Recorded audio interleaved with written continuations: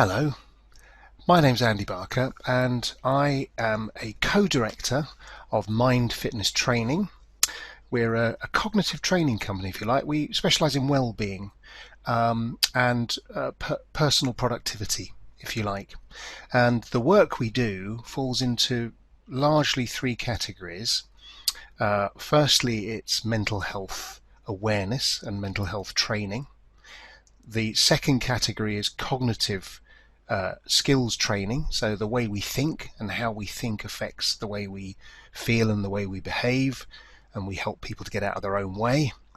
And then we add into that business smart training, which is around business skills, communication skills effectively. And we meld all of those together to help people to work better and live better and feel better.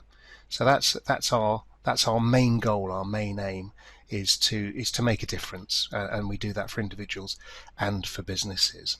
What I want to talk to you about today is the subject of the new normal, surviving well in the new normal. So we all know that we are going through a pandemic that the globe hasn't seen for a long, long time. And it's new to all of us. I don't think anybody's around for the last flu pandemic in the last century. So this is new, uncharted territory, and for many of us, most of us, it's a time of huge change and huge challenge. So before I get going on that, I just want to talk a little bit more about who I am and what we do. So this is Unlock You. This is the book that myself and my partner Beth Wood wrote and was published last year by Pearson. And this is the encapsulation, the amalgamation of the Mind Fitness Training Program in one go. That's available on Amazon. Unashamed plug there. We also have an app called Use Tembo. Tembo is there and has been designed to help people through their way through this pandemic. It's free. You can access it there at usetembo.app, and I would urge you to get it and try it and feed back to us. It's in the very early stages, but we're very, very, very hopeful that this will help people to navigate their way through these very, very tough times. So let's have a look at the new normal. What are the challenges that we face? I've got a slide there of food shortages when all this started. I don't know, in the UK, which is where I'm based, we had food shortages almost instantly. I mean, not serious, but certainly there were sort of types of food you couldn't get. And that just helped to serve a sort of a sense of alarm in people, I suppose, that, there was panic buying, certain things you couldn't get. That's okay now, but for a time it felt as though panic was setting in, and so it was indicative that it was the beginning of sort of strange times. So what about life now as we move our way through? I mean, I'm speaking to you now, nearly halfway through August, or maybe at the beginning of August 2020, and life is still strange for many, terrible for a lot of people, not so terrible for other people. So everybody's got their own view. But it is the fact that we're facing a new and an uncertain world. For many, that's fine. But for so many of us, it is a disconcerting thing. It can lead to a lot of stress. And of course, there is a lot of hardship. Jobs are going, job security is challenged. And so these are very, very difficult times. And we want to know when life will return to normal, or will it return to normal? And if it does, is it going to be a new normal? And what will that look like? And what do we want it to look like? So there's a lot of unanswered questions. Not least, could the world be a slightly better place when we come out the other side? Who knows? And then, of course, you've got the work aspects. And again, we're here to talk about the contact center industry. Now, my background before I became a trainer and a coach and a writer was that I worked for years around the contact center industry, and that's it's an industry I know and enjoy greatly. But obviously there are changes around what the way that contact centres can work. And you watching this may be part of that change. So we know that things like remote working is on the increase, and certainly that's been not maybe a revolution, but an evolution over time. More and more people were home working, I know, and it was the dream of many contact center providers to allow that in terms of flexibility and ease of rostering and all that sort of thing. I completely get it, but now suddenly, it's got to be a bigger thing. If you're going to service your customers, you need to have people on the ground who can do that. And if that means that they're working from home, then that's the way it's going to have to be. And so there are differing opportunities and challenges within your industry, and that applies to those of you on the front line, the people that at the coal face, if you like, dealing day in day out with customers, and the people who are in support roles and managerial roles and leadership roles. So one of the things about home working, and I speak with some knowledge, is I'm speaking to you today from my home office. Now, for many years I worked in a corporation. I was used to a busy, thriving office, big open plan space, chats with mates. There was a lot of banter and a lot of interaction. And then I left my corporate role and set up my own business. And it was challenging. It feels great. You don't have to commute, and all of those things are pluses potentially, but there are downsides. And so working from home can be challenging. And some of the things we'll look at, things like if you're working from home and you've got children and they're off school, as they will be at the moment, how do you look after your children? How do you keep your job going, and how do you sort of balance, keep all those balls in the air? It's a big challenge. Motivation can be an issue. Some days you're just not in the mood. You've got nobody really around you sort of looking at you thinking what's he or she doing, don't look very busy. The temptation can be to sort of take your foot off the pedal. How do you maintain those working relationships? How do you actually keep in contact with your colleagues? So that can be an issue, and there lies the issue around loneliness and feeling of isolation. If you live on your own, for example, and you spend all day working from home, and especially during lockdown when we weren't allowed out as readily, lots of people reported feelings of isolation. Obviously, there are financial worries to account for. We've seen that businesses are saying that productivity has improved, which is a good thing. But is that across the board? And is everybody's productivity good? And of course, within home working, will I eventually go back to an office environment? Do I want to go back to an office environment? So a lot of questions there. So what I want to do today is look at three distinct areas, because we've only got a short amount of time, and I want to give you some sort of top tips about coping strategies and making the most of our new world. So three areas I want to look at. Working from home, I've got some top tips I want to share, possibly not earth-shattering, but they make sense. Managing change, we're not very good on change, we humans, sorry. A lot of us don't like change, and I'll explain a little bit about that. And also problems. Many of us have got lots of problems to deal with, and how you tackle those problems. So I'll be looking at that as well. So let's just move along. And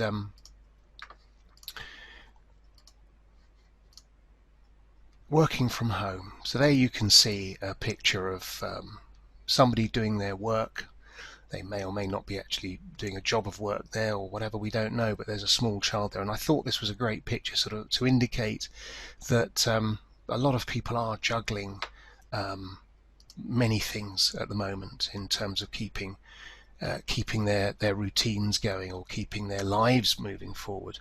And talking of routines, I mean, I think in terms of home working, establishing routines are really important. I know a lot of people who have said that having a routine can help.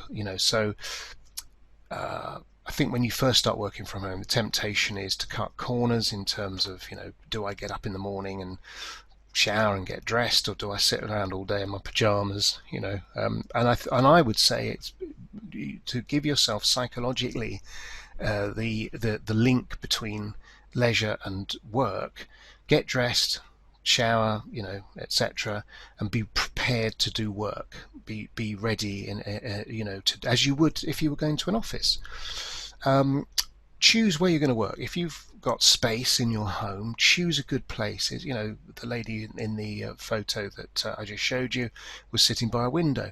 That's kind of very good. I think get plenty of light and fresh air, and I think that's important. Take regular breaks. Now, if you're on the phone and you're working from home, you're a remote worker, frontline work from a contact center perspective, your breaks are pretty much set for you. If you're not, you're in a leadership role, take regular breaks, because if you don't, you tend not to take breaks, and that can be not great for you, not great for your health and your mental health.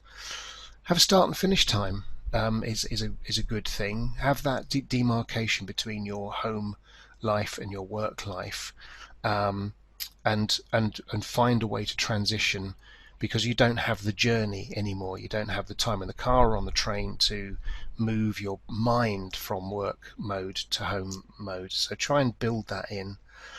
Stay connected. Don't allow yourself to become a remote worker. Build in regular time with colleagues if you can, even if you have to organize that yourself. Regular time to chat with a group of people on Zoom or Skype or whatever medium you want to choose. Recreate those water cooler moments, the chats in the kitchen when you're making a tea or a coffee or whatever it is you like. And with that, have a support group if you can. Who are you looking out for? And who's got your back? Who is it that's helping you to maintain a positive outlook? And keep talking. Talking is the most important thing, because isolation is a really, really big problem. And we are seeing a spike in poor mental health in the developed world. That was it was bad before the pandemic struck. It's getting even worse now. So make sure that you look after your own well-being, and you look after try and do whatever you can to look after your colleagues' well-being, and keep those conversations going. So that's just a few top tips from me. Some of those may seem very obvious, but there may be a few little nuggets in there that I've learned along the way that have helped me to develop a good, productive working environment in my home office.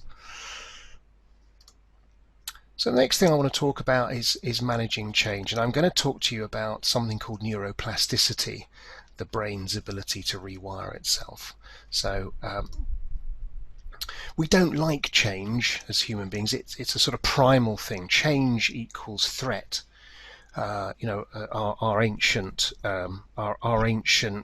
selves, when we're in our caves, saw any sort of change as a fear-provoking thing, and so we've kept that primal thing within us. Not all of us. Some people love change, but many of us absolutely see it as a fear-inducing prospect. So I'm going to talk to you about something called adaptive behavior in a while, but I just want to explain that if you have a certain way of thinking that doesn't work for you, it doesn't mean that you are stuck in that situation. You don't have to be like that. You can change. And this is the word that I just said, which is neuroplasticity. Now, up until about 25 years ago, scientists thought that when we reached adulthood, we humans, our brains were kind of set. So whoever we were at that point, i.e., I'm somebody who worries a lot, we were always going to be somebody who worries a lot. But we don't have to be somebody who worries a lot. If we prefer not to be, we can change. And the way it works is that our brains are full of neural pathways, and we develop neural pathways throughout our lives. So, for example, a neural pathway that you might have if you're a smoker, for example, is your neural pathways for smoking. It's those messages are passed along that I must have a cigarette, etc., etc. This is in very simplistic terms. If you decide to give up smoking, you're then creating a new neural pathway through practice that is your non-smoking neural pathway. And over time and practice, and scientists normally think it's around 6 to 8 weeks of steady practice, the old neural pathway shrinks and isn't used as much, and the new neural pathway grows. And this is why you can change the way you think and behave by practice. So if you practice something like adaptive behavior, doing things differently, you train your brain to think differently. And this is an amazing thing. Neuroplasticity is fact, it's science. If we don't want to be the version of ourselves that trips us up, we don't have to be. We can change. It just takes practice and diligence, and I would urge you to do that.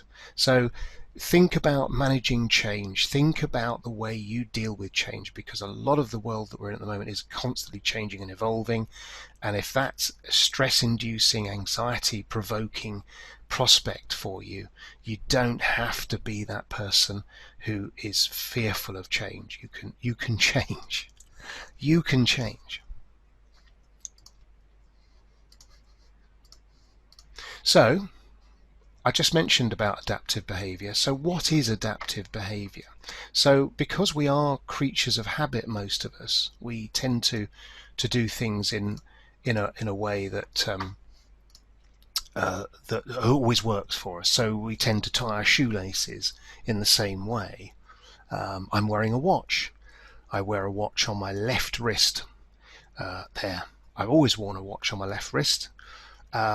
If I were to take my watch off and put it on my right wrist, it would feel awkward for a start. And the second thing that would happen is every time I wanted to tell the time, I'd look on my left wrist and go, oh, I've moved it, and look on my right wrist. And that's the thing. And then back to neuroplasticity, that adaptive behavior, that me changing that, eventually after 6 to 8 weeks, I would get used to looking at this wrist. My new neural pathway would have been created. So adaptive behavior is really, really important in tackling our aversion to change. It's a brilliant way of doing it, accepting change. Now, let's be very, very clear. We can only change what's in our control, and anything else we just have to accept. But I'll come on to that in a second. So yeah, we're creatures of habit. We need to change it. So things like mix up your routines. Don't always do the same thing. Don't make your breakfast in the same way every day. Don't eat the same foods every day. If you're traveling around, take different routes. Because your brain gets used to change and being adaptive, and then doesn't present it as a threat. And it's a really, really, really powerful way of preparing yourself for a time where there may be great change. So tackling problems. So I know many, many people at the moment have a number of problems to deal with, maybe financial, maybe, what does my new world look like? And so let's start to think a little bit about change. So I said before, it's important to understand with problems what those problems are.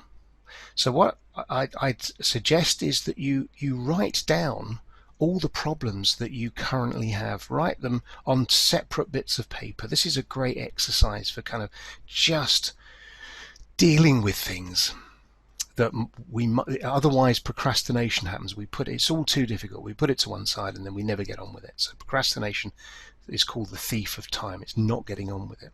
And let's look rationally. What are the real issues? Rational thought is critical. So make those lists on different pieces of paper and look at those. Now, sort them through. And I mentioned it before, what is in our control and what isn't? What is it that we have control of? Because what you don't have control of, you just have to accept that we don't have control. You don't have to approve of it. You don't have to feel good about it, but you just have to accept. If you're worried about the economy in your country tanking, you have no control over it. You might have a modicum of control by the taxes you pay, but really you have no control of it. You have to accept it. What is it you have got in control? And then you're going to end up with a series of problems on a pieces of paper that you do have control over. Now, one thing I just want to mention here is something called automatic negative thoughts. So this is the way that our brains work. We spend so much time thinking, about the world around us and our world and our view of the world. And something that we need to be aware of is this thing called automatic negative thoughts, ants. That these thoughts that come into our mind that are just negative, that just keep our morale down, our mood low, and we have a lot of these thoughts. And then you get these spiraling thoughts. So this is when you have problems, your thoughts, when you've got a lot of problems, everything amalgamates into one to represent everything is a huge problem.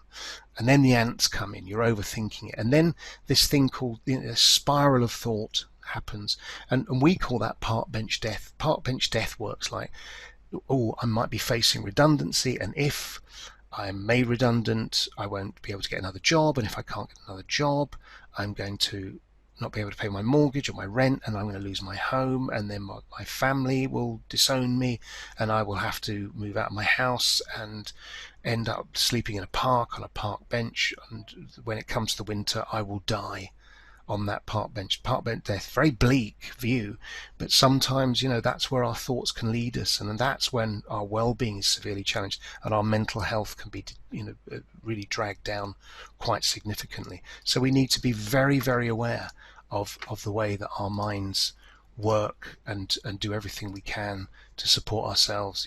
We have about 60,000 thoughts a day. Some scientists even think it's 80,000 thoughts a day, but only 5% of those are spent on the task in hand, and many of those 60,000 thoughts are negative. So we need to be really, really careful how we understand the way we think and start to take more control over the way we think. So we've now got a pile of problems that we can control, and we need to sort through those problems. And here's how we're going to do it. We're going to look at each problem, and we're going to ask ourselves, how pressing is it? How urgent is that problem? How much priority do I need to place on that? How pervasive is it? How much does it affect other areas in your life? Is it a massive problem, or is it not so big a problem? And how permanent is it? And here's a few sort of top tips here. How do you think that problem will look in 3 months, 6 months, 9 months? This is an old coaching question I use quite a bit, because if it's like, well, it won't exist in 6 months, then maybe it's not as big a priority as you thought. And so what I'd like you to do is just put those problems that you do have control of in a priority list, and end up with 3 priority problems. Put the others to one side, keep them safe. 3 priority problems that you are going to now deal with, and you've now sorted through this great range of problems, and you will then start to sort through the other ones as works best for you. So how you respond to any situation is the key. It's not the problem, it's how you respond to the problem. I'm going to show you something that is potentially a life-changing statement. And this is it. Our stress and disturbance does not come from the situation or event, but from our response to that situation. So just have a think about that and read it again. Our stress and disturbance doesn't come from the situation or event, but from our response to that event or to the situation. And what that means is it's not the event itself, it's the way we look at it, it's the way we deal with that. And we can prove that that is a factual statement. So if I take 100 people who say have just been divorced and I put them in one room, all these 100 people, would they all feel and say the same thing? And the answer, of course, is no. So the situation or event is the same, been divorced, but the range of responses would be anything from I'm delighted, I never liked that person anyway, it was a mistake, to I'll never get over it, I'll never find true love again, and there'll be a range of other responses between those two. So we, all of us in a similar situation, will think very, very differently, and so we have to be very aware that it's not the situation, it's our response to it. So moving on, one of the things that we tend to do is put heavy demands on things, the musts, the shoulds, the have-tos, and we do that for ourselves. We place a lot of heavy responsibility on ourselves, others who you can't control, and the universe, which you can't control. So it's about changing those demands, those rigid demands of must, should, have to, etc., to preferences. So how do you change demands to preferences? So and a very quick example here, a lot of people now, as lockdown ends, are thinking, how do I how do we move forward? And what I really would like to do is go on holiday. Now in the UK, where I am, the weather's not always great, so we like to go to places that have almost guaranteed sunshine. And so a lot of people are saying, I must go abroad, I have to go abroad. But of course, it's quite difficult at the moment as different countries get locked down. A much better way of looking at it would be, I would prefer to go abroad, but I accept, and acceptance isn't approval, that it could be quite difficult at the moment. So therefore there are lots of lovely places to go at home, and that's what I'm going to do. So you take the sting, the urgency out of it. So a lot of what I've just talked about is largely about managing stress. And managing stress, and I'm talking about the unhealthy stress. We all need stress. We all need to have a feeling of stress, which is about motivation. But it's when stress becomes a problem for us that we need to deal with the negative side of it. And so a lot of the things that we've looked at today is about managing our levels of stress to keep those stress levels low. And of course, when we get stressed, our stress response kicks in and some chemicals get released. And cortisol is one of those chemicals which in short amounts is really good for us. It does us good, but if it's constantly released, it does us a lot of harm. And so one of the things that, again, a good top tip about managing stress is an exercise that I'll give you called STOP, and it's a mnemonic. And basically, and this is great when you come to an end of call, it doesn't take long, it won't really affect your wrap time, but if you've had a terrible call, a terrible experience with a customer maybe, and you're wrapping the call, just stop and take a breath.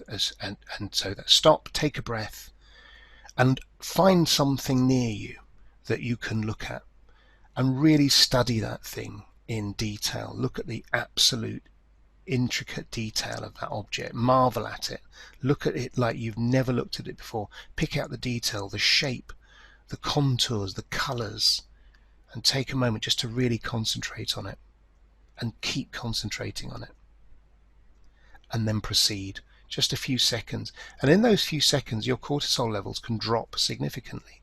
And actually what you've just done there is a mindfulness exercise.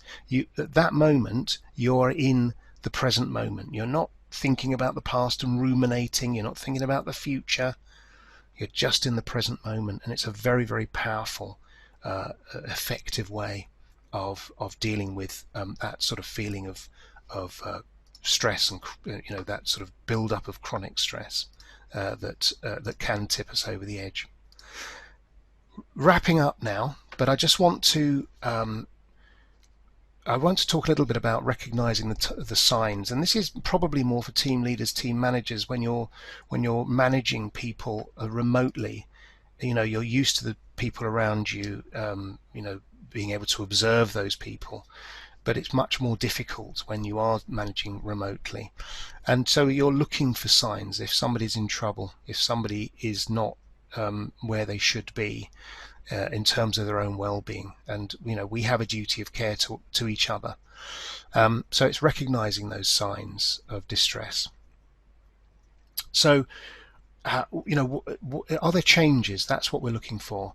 Is there a discernible and consistent change of mood in that person? Does somebody seem more abrupt than usual, or somebody seem less full of humor than usual?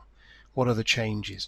Are meetings being missed? When you have a team group meeting and somebody doesn't appear, anything could be happening. There could be a crisis at home with a child that needs attention. But if that keeps happening, that's a sign that things may be amiss.